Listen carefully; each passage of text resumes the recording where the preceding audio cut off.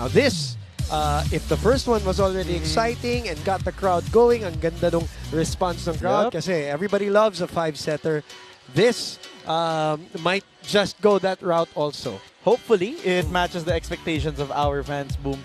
But definitely, what's going to be interesting here is may konting gigil itong Petro Gazz bumawi dahil syempre they want to really prove that it wasn't just about the imports that carried them in that reinforced conference. On the side of the Creamline Cool Smashers, they're really out to put out a statement here. Joke, tinatanong ko nga si Phil niloko siya, bakit ba kailangan ma-sweep niyo tong eliminations? Right. At sabi nga niya, ano daw, baka daw may bonus. Baka lang daw. Maalay mo naman. But again, you know, especially with that Banco Perlas win, Petro Gazz wants to get that win number 10 also. And they're going to do it against a team that doesn't have Eliza Valdez dito sa ating laban na ito. Bakit, Sinjin? Well, to clarify, sabi sa akin ni Eliza kanina, it's a preventive measure to prevent any more aggravations on her sustained injury on her foot. Right. But when we say that, nakikita natin siya naka-warm up. She's about to take off that warm up jersey. But pag pinihitan nyo po sa baba, lang ng konti yan. Sa kanyang paa, makikita nyo po yung kanyang preventive boot. There you go. Yan po. And that again is to prevent any further injury. Alam naman natin yung laro ni Air Valdez.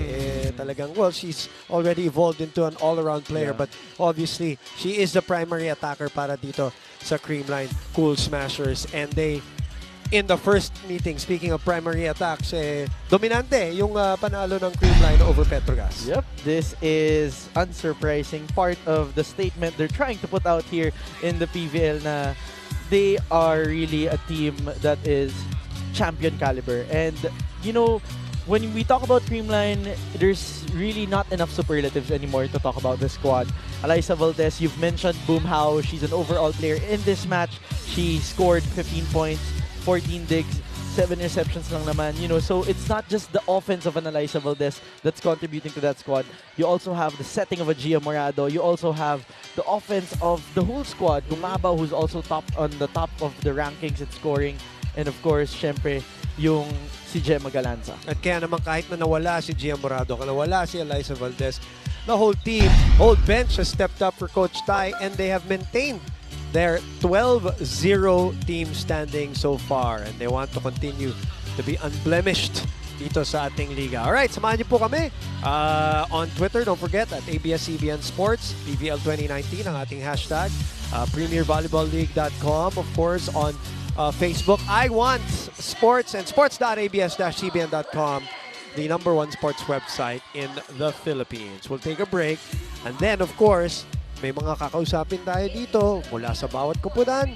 As you are looking at our total already, konting-konti na lang. Umangat na nga from the first game kanina, which was at 762 if I'm not mistaken. Konti na lang at makukuha nila yung TV Plus Go regalo for the 1 millionth like. All right, we'll take a break. We'll be back with more on the PVL 2019 here in Bacolod City after these.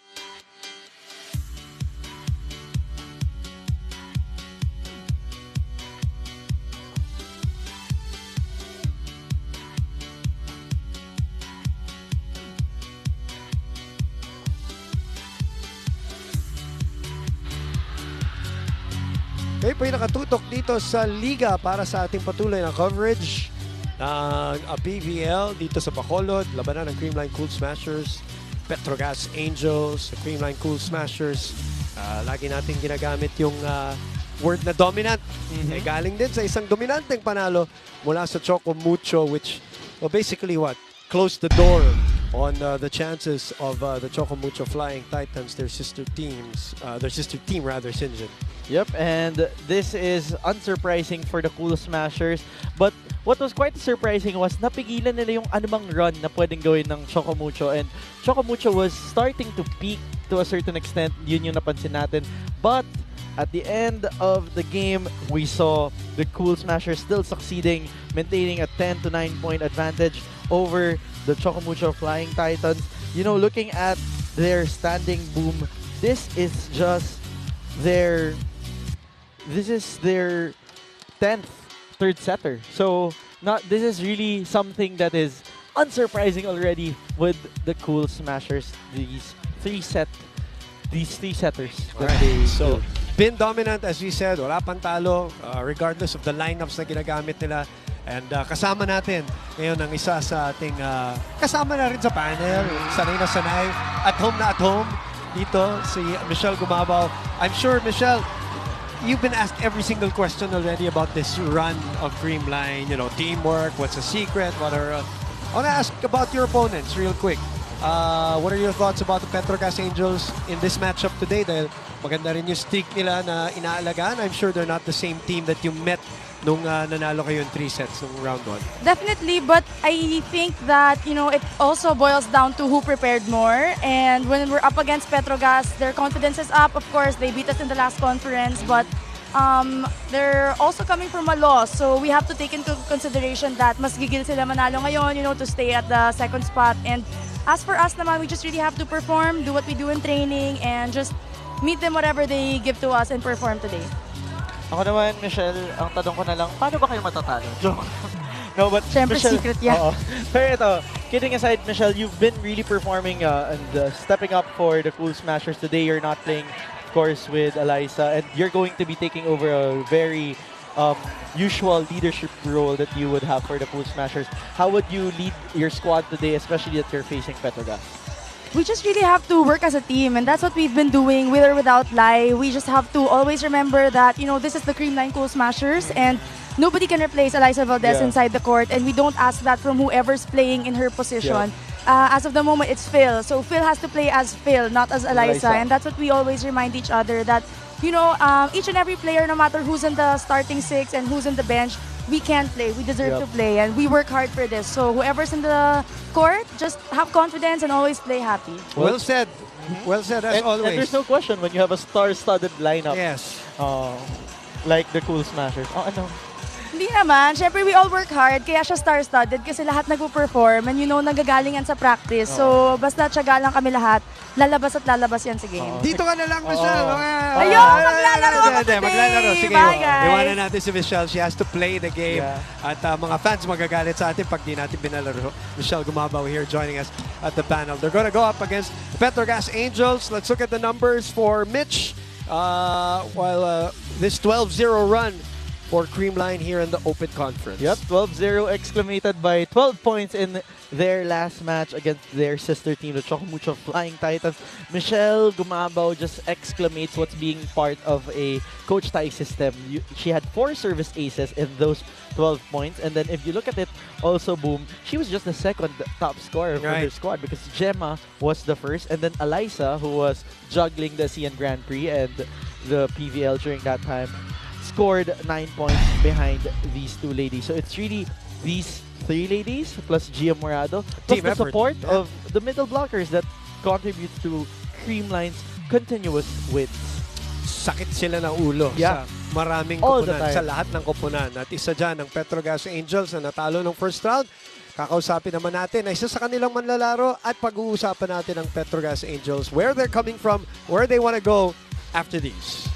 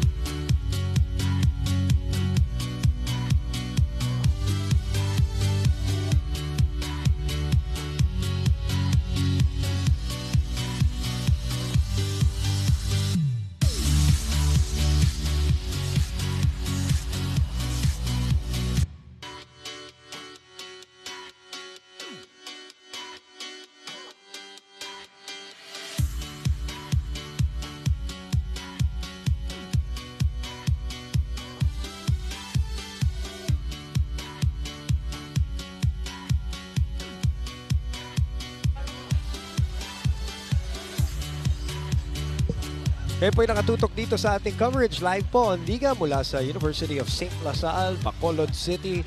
Kanina nakausap natin at pinag-usapan natin ang Creamline. Doon naman tayo sa kanilang makakalaban, the Petro Gazz Angels. And their 8-game winning streak. Yep. Nahinto, Sinjin. Paano nangyari yun? It was broken by the Motolite squad. Well, if you were watching this match, it could have gone either way, sa totoo lang, especially in that 5th set.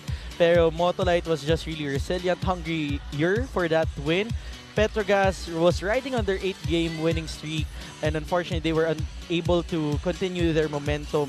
Looking at the statistics, everything almost went to the side of the Petro Gazz Angels. It was only the setting and the receptions that went towards the side of the Angels. And then, yun, sa scoring, hindi naman yun yung naging problema. It was just really mas naig yung ginawa ng Motolite squad in that match. They competed out of the country, came back, patuloy yung kanilang winning streak. 8-0 before they met Team Motolite. Ngayon, kasama naman natin itong si Kai Balwalwa dito sa ating panel. Hello. Hello again at maraming salamat sa iyong oras, Kai. Okay, some teams, pag nasabi mong, sige, natigil yung streak, pero 8-1, masaya pa rin kami. Pero itong part ng torneo natin, what's the situation with the team after nung loss na yun last time? Nung una, syempre malungkot kasi nag-tip set eh. So, sayang kasi hindi pa namin nakuha. Although, parang nagkaroon talaga kami ng madaming lapses nung 2nd and 3rd set. Pero lumaban naman nung 4th set and 5th. Kaya lang yan, hindi nakuha. Pero sa amin, parang inisip na lang namin na okay lang na ngayon na nangyayari. At least kahit papano nagising na kami. Na kahit, kasi parang ang excuse is sobrang pagod na, pero parang ang sabi nung iba, hindi kasi excuse yon. So, kailangan maglaro pa din. Kailangan every game, todo ka pa din eh. Okay, well, tama lalo na ngayon. Kailangan todong effort dahil kalaban ng Creamline. Sinjin? Ako naman, Kai, looking at your squad, syempre, gigil kayong bumawi dito pero ang makakalaban nyo medyo higante. Yes, so, ano naman yung magiging strategy nyo papasok dito sa Full Smashers? Siguro, susundin lang namin yung sinabi ni Coach. Pinag-aralan naman namin yung game, kung sinong babantayan, kung paanong blockings yung gagawin, kung paanong defense, especially kailangan namin patibayin yung receive namin kasi malalakas sila mag-service eh. Yeah. Alright. Champion and player of Petro Gazz Angels. Kailangan pwede na sabihin yan. Kai Balwalwa, good luck sa game mo today. Thank you. Stay healthy. And they're going up against the Creamline Cool Smashers. Sinabi naman natin, nung first round, natalo sila. Gusto nila makabawi dito. Now, Kai is not only the weapon of Petro Gazz Angels, Sinjin. They have a ton of weapons too. Yep. They might not have, the Creamline big names dahil alam naman natin. But, boy, they have a lot of weapons na maaasahan dito. Isa na dyan, itong paborito ng marami na si Jonas Abete. You know what surprised us all? Jonah is actually an Ilongga. Yes, she is nga pala. You're right. It's just that she studied in Bulacan. Correct. That's why nalalabuan yung mga tao or nalilito yung mga tao. Right. Pero ito, looking at their last match, 14 points. Itong si Jonah Sabete. Triple-double performance for Jonah. Pero this is something that we've noticed about the Petro Gazz Angels. They're kind of silent about their recruitment, especially in the previous year, na dahan-dahan nakabuo sila at nakakuha sila ng mga weapons that they could use for their squad. And Sabete is one of them. Balwalo has been in their fold since their conception. But then they also have Nunag who's also supporting there. So it's going to be also a team effort if they really want to face the Creamline Cool Smashers and snatch a win here over the unblemished record of the Cool Smashers. Kasi sabi nga naman ni Kai, it's really about team effort. And even about the reinforced championship, it was also about team effort. It wasn't just centered on particular players. Yeah. Right. And they had roles to fill in that matchup or in that reinforced conference championship. Okay, ilang minuto lang, magsisimula na labanan ang ating second game of our Sunday doubleheader. It is the Creamline Cool Smashers, Petro Gazz Angels, live from Bacolod.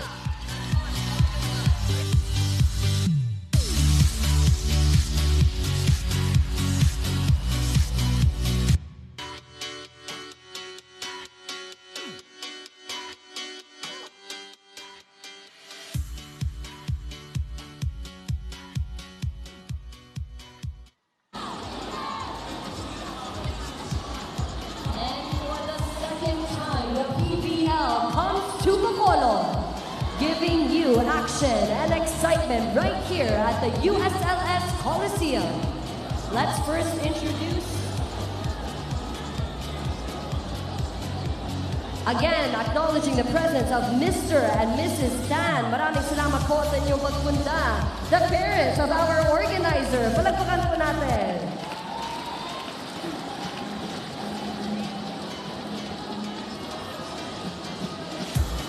Also acknowledging the presence of Sir Tony Boy Liao from the PVL. And of course, to everyone watching, maraming salamat sa inyong pagpunta to our second game of the day, the final one, right here at the USLS Coliseum. Right now, introducing our referees to the game. First referee, Rene Gaspilio. Second referee, Nestor Matematico.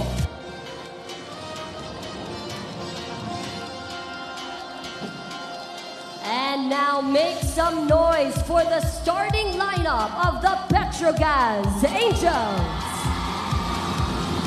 Number 1, Cherry Nunang. Number 2, Janelle Cheng. Number 4, Stephanie Mercado. Number 6, Jeanette Banaga. Number 16, Jonah Sabete. 19, Jovelyn Prado. And their libero, number 18, Cien Cruz. And their head coach, Arnold Lanyo. And for their opponents in pink and white, the Creamline Cool Smashers. Number 5, Risa Sato. 7, Michelle Gumabaw. Number 8, Phil Kailet Cayetano. Number 10, Pau Soriano. Number 12, Gia Morado. Number 15, Gemma Galanza. And their libero, number 11, Kyla Atienza. And for their head coach, Ty Bunde.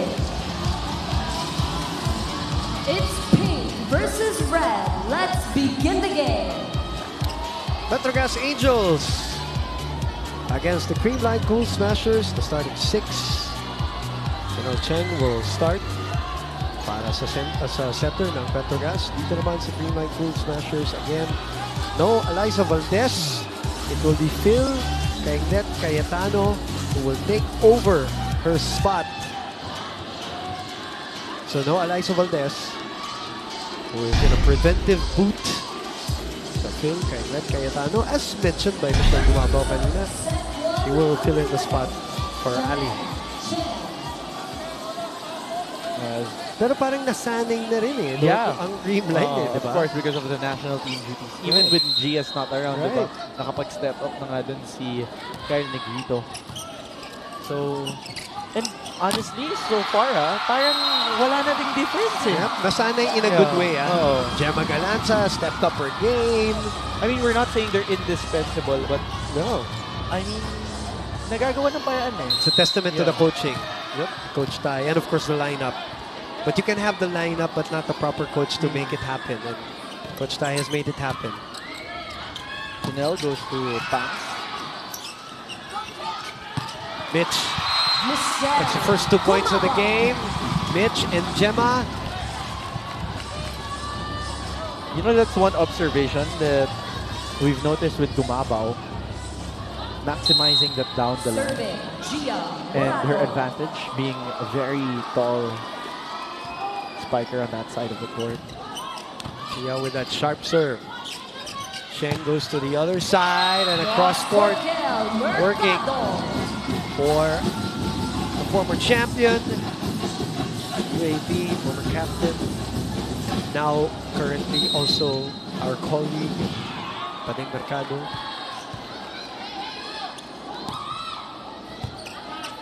Tienza receiving. Gemma pushing. Padeng was there. Check ball. Sabete gets the check ball. Sabete really proving to be an extremely talented player, breaking out here in the open conference. You saw in the reinforced conference, coming off the bench every now and then, providing spark, but in the open conference, talagang puntahan na main attacker, wanting to prove also, non-NCAA, non-UAP. But you know, Coach Arnold Danyog prides himself na ang mga wing spikers daw niya lumakas talaga, especially in their Taiwan stint, because parang napilitan silang ibigay most of the balls or magporsyento sa wings dahil sobrang lakas daw ng serves and they weren't able to set up their middles, which is, they actually have two very dominant middles in Pangs Panaga and Jay Nunag. So, which is surprising. So, yun yung naging advantage daw nila when they went to Taiwan, developing their outside hitters, their wing spikers. I'm sure that was the reason, you know, they wanted to get better. Lalo na, they struggled at the start of this conference. Let's remind everybody, nung nagsimula tayo ng open conference, at nagtatatalo sila, everybody was saying, ito, kasi imports na wala, ganyan, which obviously was a big deal. I mean, at titindi naman talaga ng mga imports nila, diba? But boy, did they recover from that and put on a streak. Biglang naging confident and then went on that trip as Gemma Galanza serves up a facial. Galanza has been quite notorious already as a spiker. Grabe. And you know that in spiking efficiency, she's number 3 right behind Eliza Valdez with a 35.83% and efficiency. And really, she's no stranger to taking over because she was for at least the 4 years of the 5 years that she played in Adamson, the main gunner. Yeah, she had some big games. So, sanay na yan. But yun yung maganda kay Gemma na parang yung hindi mo akalain, maigagaling ka pala. Yeah. And she did. Yeah, I think that again is a testament to Coach Tai. A lot of people, a lot of the players credit him for their own personal development as a player. Even the Adamson win recently, he was also heavily credited for the efforts, the training and conditioning. Haba rally tayo dito, 6-4. Gemma gets a left hand on that one. Phil, mababa. Ang palo. 7. To Petro Gazz.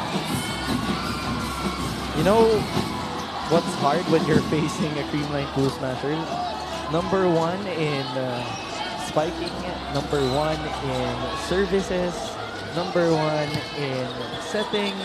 So you're talking about both Eliza and Gia always on top of those settings, spikes, and serving. But it's not just Eliza and Gia because if you look at the top 10 attackers, you have Eliza at number 2 behind Palomata, Galanza at number 3, and then Gumabaw at number 4. So you have 3 of your spikers in the top 5 in efficiency. That's how deadly this Creamline squad is. And then you got great servers in Sato, Morado, Valdez. So, yeah, on offense, they're just tremendous. So, right now, 7-5 lamang ang Petro Gazz Angels. But Petro Gazz have a chip on their shoulder. They want to get back. They want to be the first one to deal Creamline their loss. And again, maaaring with the way things are going, since syempre, can be a finals preview. Ba, itong dalawang koponan na to. Well, on the side of the Cool Smashers, if we're talking about their chances of losing just a set, in this conference alone, they just lost 2 sets in total. One from Chocomucho in the first round, and then the other one with Bangko Perlas. So, that's going to be dominant. Talaga dominant talaga. Mga panalo nila. It's going to be interesting how Petro Gazz will snatch a win away from Creamline. Kaya yung tanong ko kay Michelle kanina na pa-biro ay, paano nga ba sila matatalo? Sato, check, Lunag. Cayetano goes over the blockers. Another long rally. The pipe attack. Not over. It's too low. On the attack. Too low for Prado. Fans are into it early. You know what we also noticed? nung pagbalik nitong mga Petro Gazz Angels from Taiwan, they look leaner. Yep. And We mentioned that Yeah. nga na conditioning-wise. their flight, especially the open spikers, parang grabe lumipad. Iba yung tupi niya yun ni John. For that easily, dumikit itong Cool Smashers. Boom. At lumamang pa. They're down 3. They're up 1, 8-7. We'll be back. Cool Smashers. Boom. At lumamang pa. They're down 3.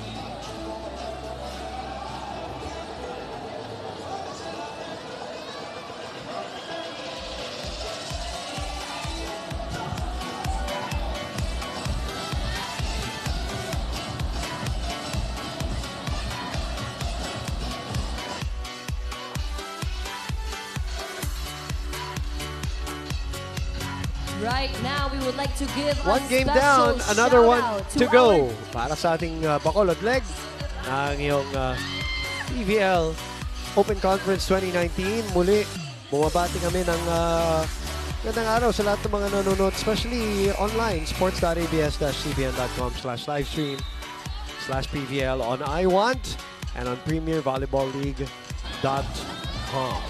Creamline coming back from 3 points down to lead by 1. No Eliza Valdez.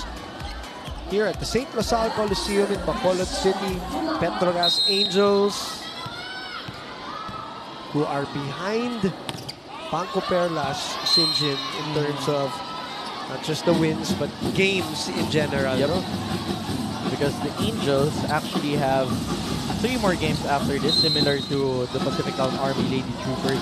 They'll face first Air Force on the 16th and then Valley Pure on the 20th. Tapos Chocomucho naman ang kanilang last game on the 23rd. So, still a lot of things to go to. And syempre, they're catching up dahil they missed a week of games for the Taiwan stint that we've been talking about.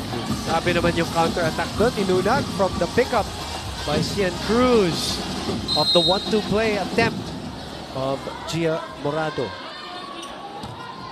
who has of course, the bandana thing going, which Louis Romero has adopted from Adamson University, who is a tremendous talent. Ako nga may question is, sino bang unang nagpauso nitong, was it the volleyball girls or the basketball boys? It's tough to tell. Yeah. Parang we need timestamps. Yeah, you do. Calanza puts it away. Open.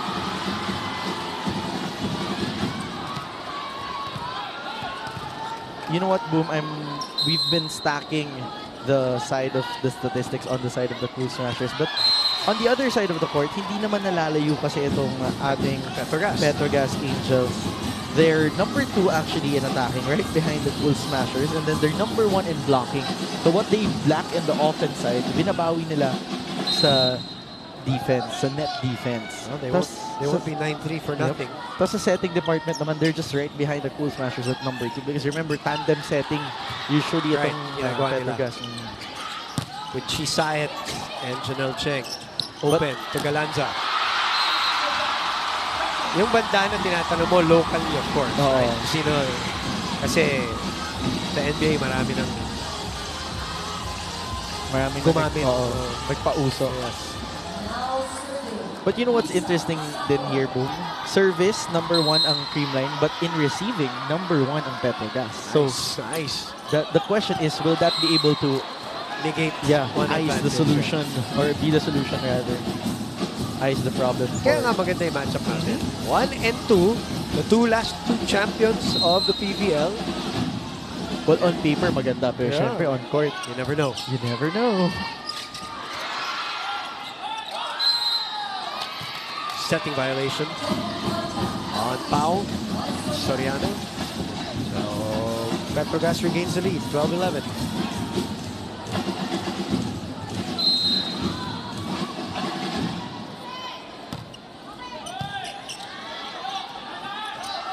Gemma down the line. Pretty play. It's really these low fast balls really working for the Cool Smashers. Trademark Gio Morado style of setting. Also, the players have adapted to it. It's hard to fight speed eh. Diba? I would adapt to it too. Diba? If Gia was my setter, pipilitin ko na yung sarili ko na to adapt to her play. Di ka pwede maging choosy. Hindi pwede. Hindi mo siya pwedeng sabihin, hindi ko kaya mag-adjust sa akin. No, but it's working wonders. You know, Michelle, of course, di ba parang sanay siya dati sa loopier na set. Yeah. Now, you could see na parang, kaya pala ni Michelle maging mabilis, kaya niya maging malinso.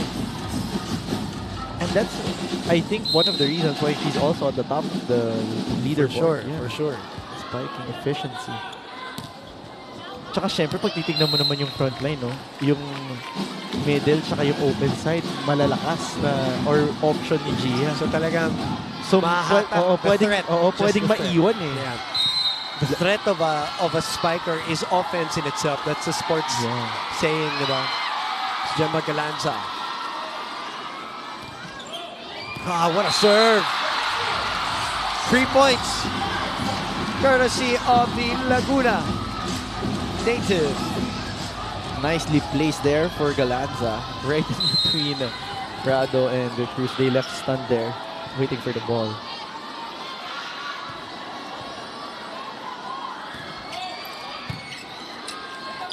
Chang sent back. Chance here for Creamline. Michelle, ayun yung sinasabi ni Sinjin. You know, and so far in our league, mahirap tapatan si Michelle, especially she has the height advantage.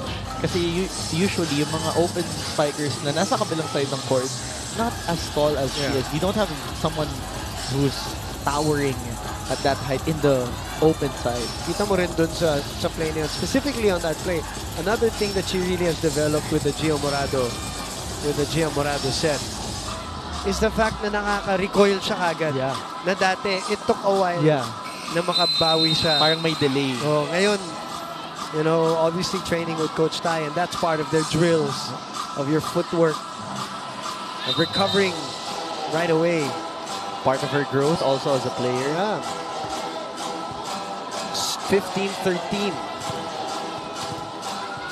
And what's nice is when we saw Michelle before, she was already dominant in her position. Oh, naman. Yes. One quality player for that position. Tapos ngayon, gumaling pa. Hirap tapatan nun. Paneng. Atienza, nakita yung tangka ni Paneng. Cayetano, naku. Wide, very wide. Phil. Phil was also quite under the ball. Very much. Yeah. Trying to go for an angle, trying to find the fingers of the blockers there. Pero masyadong pataas yung trajectory ng bola.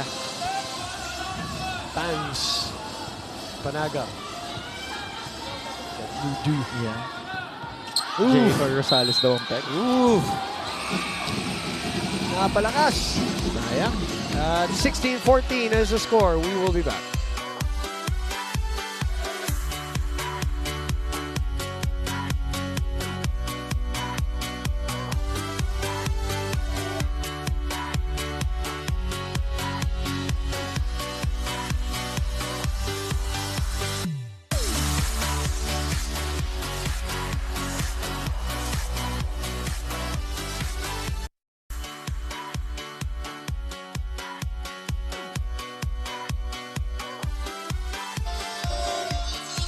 ABS-CBN TV Plus Go. Ang phone mo, TV na rin. Manood on the go. No data charges while watching. $7.99 one-time payment. Kuha na. Visit make that Facebook/TV Plus Go. For more info, visit tvplusgo.abs-cbn.com/OTG or text OTG, your phone brand and model, and send to 23661. Wala nang takas ang ating mga kapamilya sa pananood ng mga ABS-CBN shows. And that's what you win. Yep. You're the millionth liker. Don't forget to screenshot Yes. that you're the millionth liker. Right. For proof. Receipts. You need to have receipts.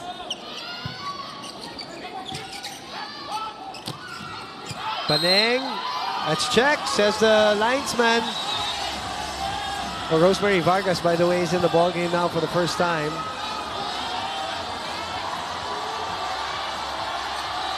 Rene Caspillo No will shot. overrule, Outside. which he has every right to. Heinzman. Rose Vargas. She hasn't been utilized as much. She has adjusted her Yeah. game to what the need is dito sa Creamline. She doesn't have to be that power #1 hitter scorer that she was. But remember like 2 years ago when Eliza played Yeah. abroad, si Rose Vargas yung humalili dun sa pwesto niya. Tapos na injure. Oh, tapos Yun, ang sayang sayang. nga lang. 18-14. Ang ating talaan and a quick timeout by Coach Lanyog. Ayaw na niyang bumuka ito as the Cool Smashers without Eliza Valdez still doing very well, Sinch.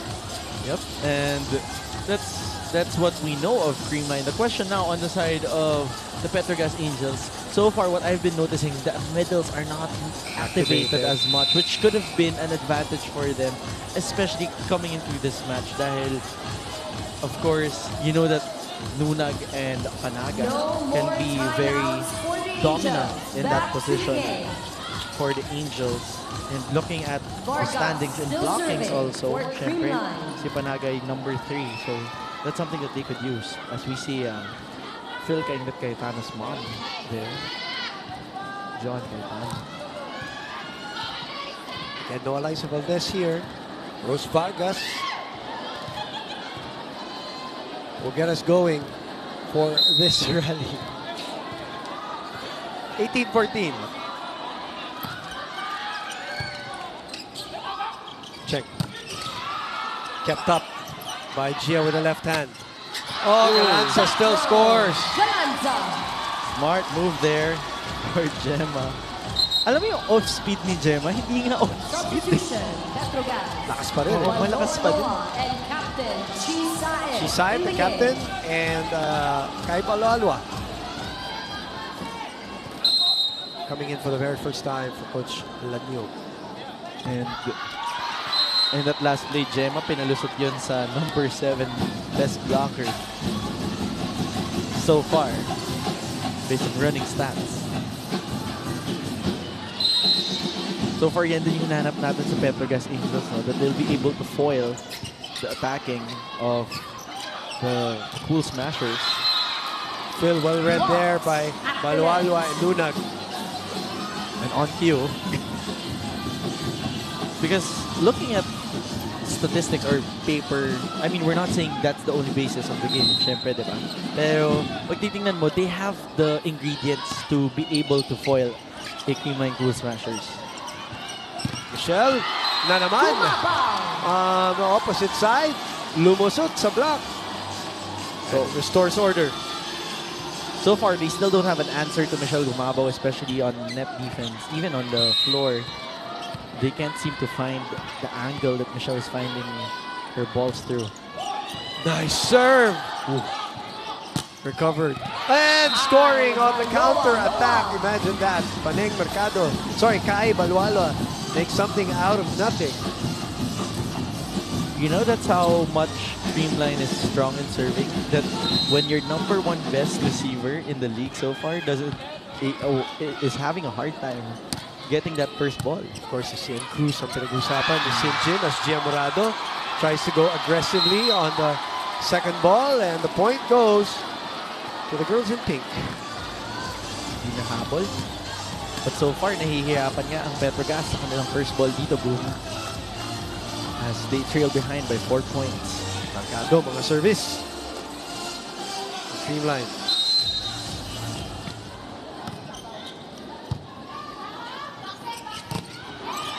Inabot ni Phil. Gets out of the way. Galanza miscalculating. Trying to adjust there was Gemma Galanza. But you've said it. She miscalculated in that last play. Substitution. Nice Layug. Comes in Layug for Petro coming Gazz in to serve. serve. They're behind only by 3. Ooh, sayang. Now that is expensive.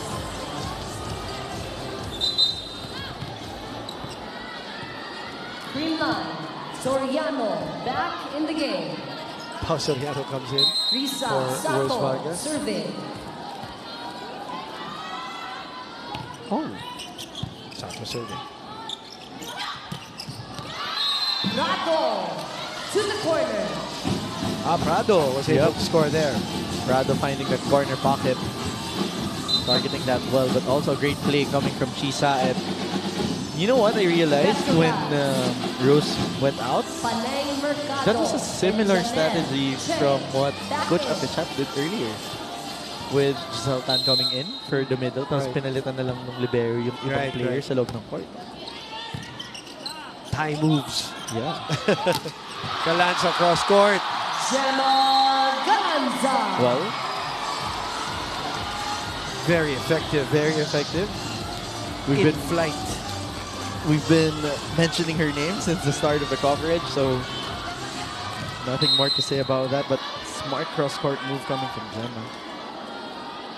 And we know that she has a lot of variations with her angles. Paneng sends it over.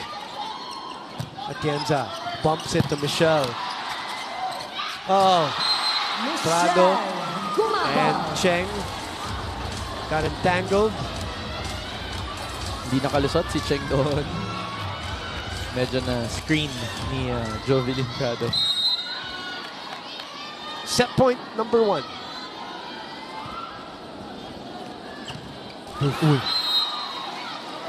Only human. Yep. But very unusual. 5 set points. First one saved by Petro Gazz. Jovelyn Prado on deck. Oh, nice set. Sent back though. Foul! Takita ni Panaga, takita ni Mercado. At yun yung pinag-uusapan natin, Boom, tungkol sa blocking nitong Petro Gazz Angels. They're number 1 in that department, so they really have to flex that against the Creamline Pool Smashers. Last play, they saw that opportunity against Pao Soriano with its scrappy play. Lumaba from the open side. That is out. Was there a check? Rene Gaspillo, Matematico, and Gaspillo will call the linesmen and the referees just to make sure here.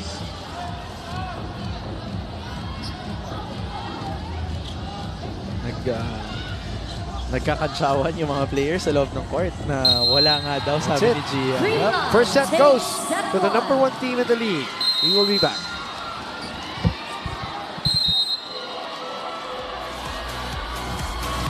Hello to our Kapamilya sports fans worldwide. This is Eliza Valdez. Thank you for watching the set 1 of today's PVL game. Para mapanood ng live ang mga susunod na exciting PVL sets, just go to iWant.ph or sports.abs-cbn.com.